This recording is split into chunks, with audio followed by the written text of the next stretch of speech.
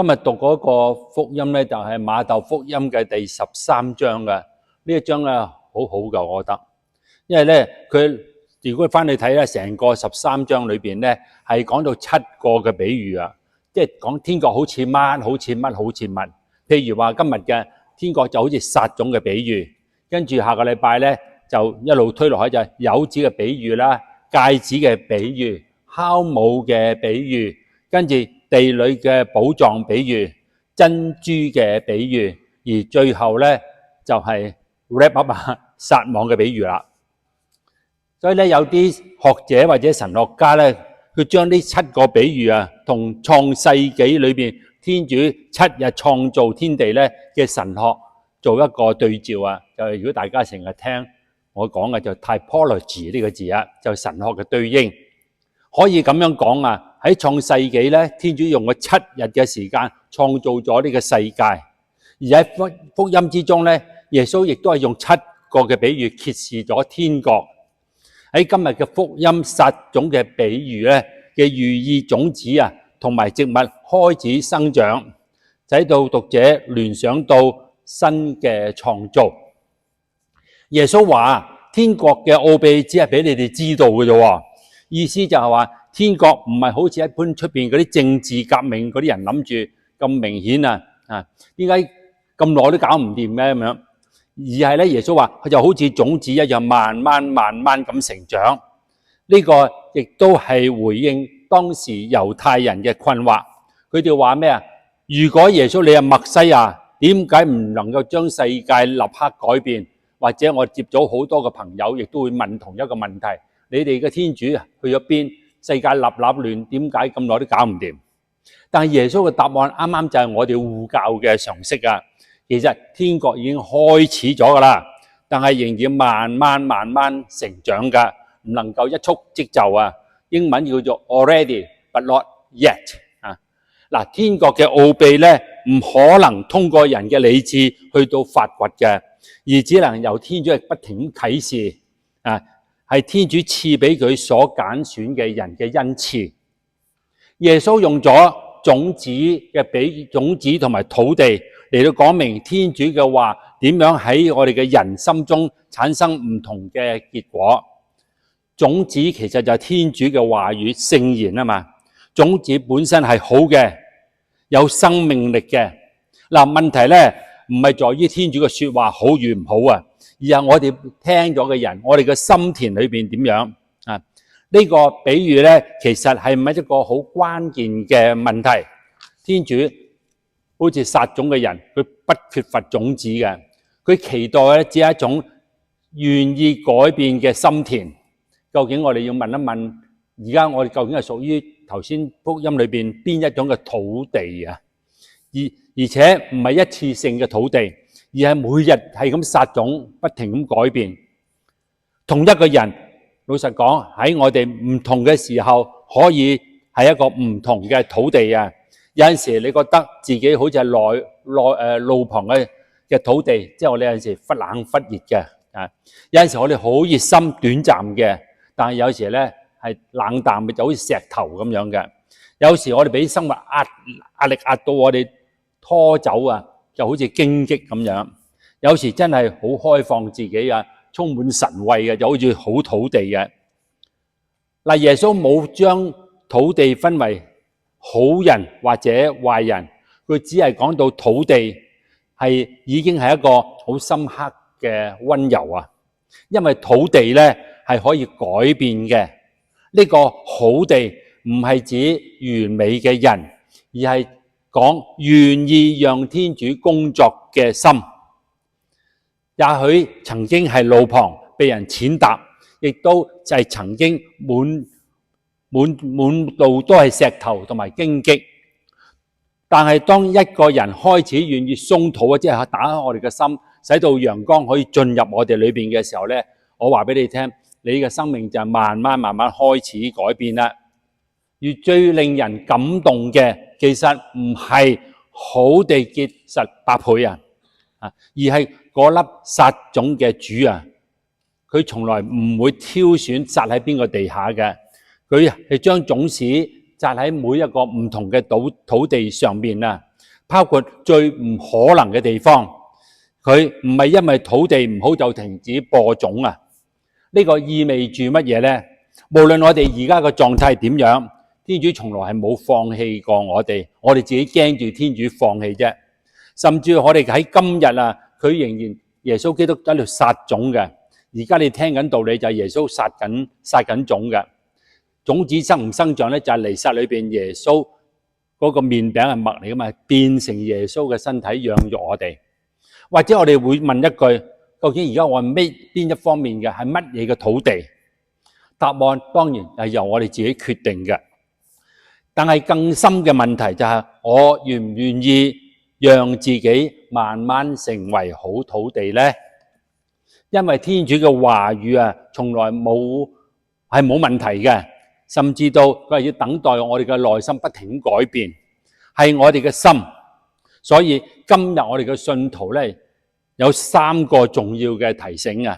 第一，天主不停咁撒種嘅，天主係唔計較成本嘅，佢甚至將嗰啲種子撒喺看似無望嘅地方，就表示乜嘢？就表示天主從來唔放棄任何一個人，即使你係熱心冷淡，唔嚟聖堂又好，嚟聖堂又好，一樣。諗下一下，如果喺當時啊，有一群嘅農民啊，聽到耶穌呢個比喻咧，對農夫好奇怪嘅播種嘅方式啊，亂咁播啊，所謂一定耍手擰頭，唉，咁搞法。佢話嘅咩？呢種唔負責任嘅撒種嘅方式，恐怕就會，如果當時有啊，如果真係有一個叫播種者協會咧，將耶穌剔除啊 KO 佢出嚟，唔俾佢加入噶啦，就好似一個愚昧嘅撒種者一樣。天父嘅愛係咁慷慨，超越咗我哋對合情合理嘅一切認知。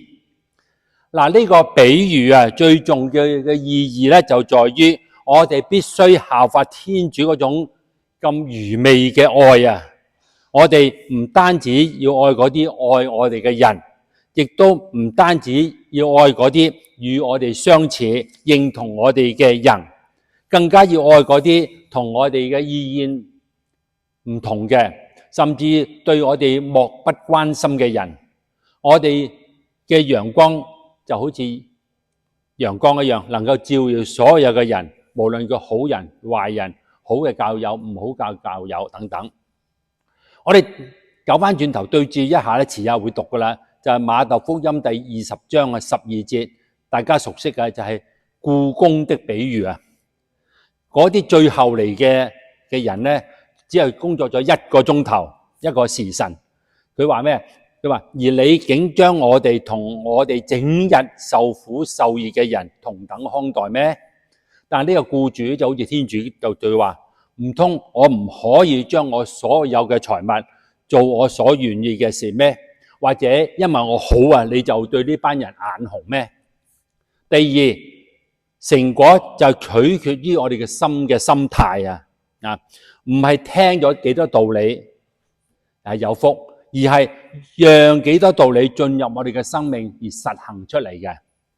第三，我哋知道成長咧需要時間同埋忍耐啊！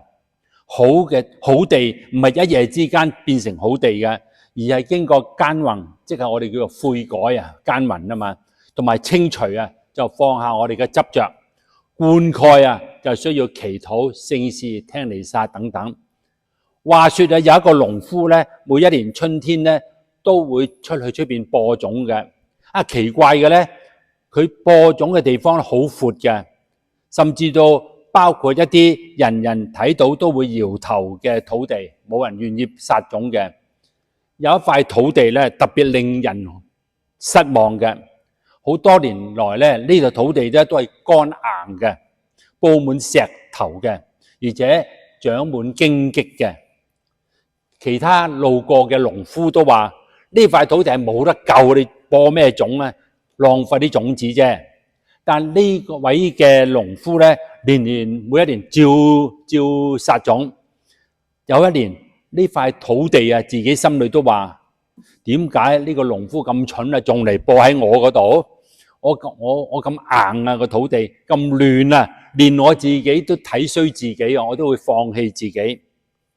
就係嗰年呢，落咗一場特別大嘅同埋長嘅雨啊！嗰啲雨水呢，慢慢滲入乾裂嘅泥土裏邊，嗰個石頭裏邊呢，開始鬆動啊，荊棘呢亦都有啲枯萎嘅種子，原來一直都喺裏邊啊。於是過咗一段嘅時期，喺個土地裏邊開始有些少嘅綠色嘅苗啊冒出嚟嘅，好細好細，睇唔起眼嘅。但係咧可以話俾你聽，佢開始活出嚟啦。到嗰個土地自己第一次發現到，原來唔係種子冇生命啊，而係我從來冇俾機會個種子發芽。過嗰幾年之後，呢塊曾經係最荒涼嘅土地，竟然出生咗豐盛嘅農作物。咁旁邊行過嘅人呢都好驚訝，就問呢個農夫啊：你點樣知道佢會變好㗎？農夫笑住咁話：我唔知道佢幾時候會變嘅，我唔知㗎。但我只係知道，只要我不停咁樣撒種啊，就永遠就有機會嘅。各位弟兄姊妹啊，嗱，呢個故仔嘅觸動就係呢塊土地，其實就係我哋每一個人嘅心。耶穌嘅邀請唔單止係咁樣啊，佢唔單止要我哋成為一塊好嘅土地，佢亦都要我哋成為另一個咩播種者啊！陣間會唱播種者係兩個角色，又係土地，又係播種者。我諗喺我哋身邊呢，一定有一啲人好耐冇翻嚟聖堂，好耐冇做好教育嘅本分，英文叫 non-practicing 啊嘛嚇。對於信仰嘅冷淡，甚至到而家喺迷失嘅道路之中，所以希望我哋喺呢個禮拜之內，我哋做3件嘅事。第一，我哋為每一個人嘅祈禱就播種啦。第二，主動關心有一個人，或者關心有一次有一個人啊，你關心佢。第三，能夠發出一個簡單嘅邀請。你發出邀請唔係等於有結果㗎，但你發出邀請，因為你唔係負責改變人心嘅人，改變人心個天主聖神啊，你只係被召去撒種嗰個。有陣時咧，我哋會覺得自己好冷淡、好軟弱、冇晒心機，因為我太多壞習慣啦，甚至到覺得而家我先至做咧係太遲啊。但係天主唔係咁諗嘅，佢不斷咁仍然不停日日播種。天主嘅話，佢嘅恩寵，即使我哋睇起嚟啊唔可能改變，其實你唔係冇種子啊，你只係冇讓佢長出嚟。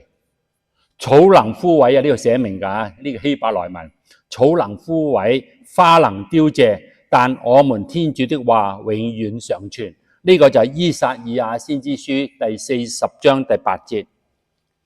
種子唔能夠結果喺你嘅心中啊。